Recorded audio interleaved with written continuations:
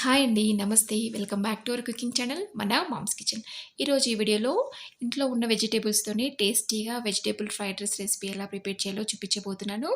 చాలా సింపుల్‌గా, ఈజీగా ప్రిపేర్ చేసుకోవచ్చు. మనకి ఎప్పుడైనా కర్రీ చేయాలన్నప్పుడు ఇంట్రెస్ట్ లేనప్పుడు కూడా ఈ రెసిపీని డెఫినిట్‌గా ట్రై చేయొచ్చు. ఇప్పుడు లేట్ చేయకుండా ఈ రెసిపీ ఎలా ప్రిపేర్ చేసుకోవాలో చూద్దాం పదండి. ముందుగా ఇక్కడ స్టవ్ ఆన్ చేసి ఒక కడాయి పెట్టుకొని 2 టేబుల్ స్పూన్ దాకా ఆయిల్ వేసుకోవాలి. ఆయిల్ వేడిన తర్వాత ఒకటి కట్ చేసి పెట్టుకున్న ఆనియన్ వేసుకొని బాగా ఫ్రై చేసుకోవాలి.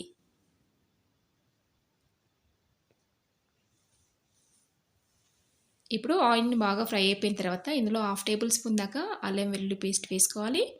ఈ అల్లం వెల్లుల్లి పేస్ట్‌లో ఉండే పచ్చివాసన పోయే వరకు కూడా బాగా ఫ్రై చేసుకోవాలి.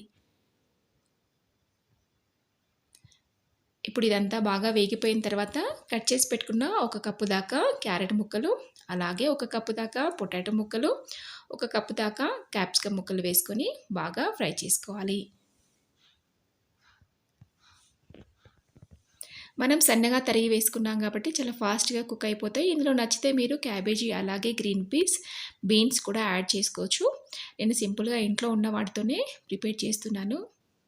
ఇప్పుడు మూత పెట్టుకొని ఒక 2-3 మినిట్స్ కుక్ చేసుకోవాలి లో ఫ్లేమ్‌లో. చూడండి ఇదంతా కూడా మళ్ళీ ఒకసారి బాగా మిక్స్ చేసుకోవాలి. ఆల్మోస్ట్ ఇక్కడ 90% దాకా కుక్ అయిపోయాయి వెజిటబుల్స్ ముక్కలన్నీ కూడా. ఇప్పుడు ఇందులో ఒక 1 టేబుల్ స్పూన్ దాకా సోయా సాస్ వేసుకోవాలి. ఇదంతా కూడా మళ్ళీ బాగా మిక్స్ చేసుకోవాలి.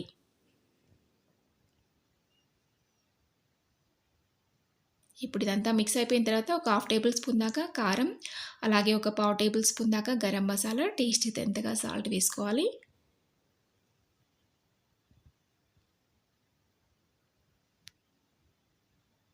ఇప్పుడు ఇదంతా బాగా ఫ్రై అయిపోయిన తర్వాత మనం ముందుగానే కుక్ చేసి పెట్టుకున్న రైస్ వేసుకోవాలి. రైస్ మనం ప్రిపేర్ చేసుకునేటప్పుడు కొంచెం పొడి పొడిలాడేలాగా ఉండేలా కూడా కుక్ చేసుకోవాలి. అప్పుడే రైస్ అంటుకోకుండా ఉంటుంది. ఇదంతా కూడా ఇప్పుడు బాగా మిక్స్ చేసుకోవాలి. మనం లెఫ్ట్ ఓవర్ రైస్‌తో కూడా ఈ రెసిపీని ట్రై చేయొచ్చు. మార్నింగ్ మనకు రైస్ మిగిలిపోయినప్పుడు డిన్నర్‌లో కూడా ఈ రెసిపీని ట్రై చేయొచ్చు.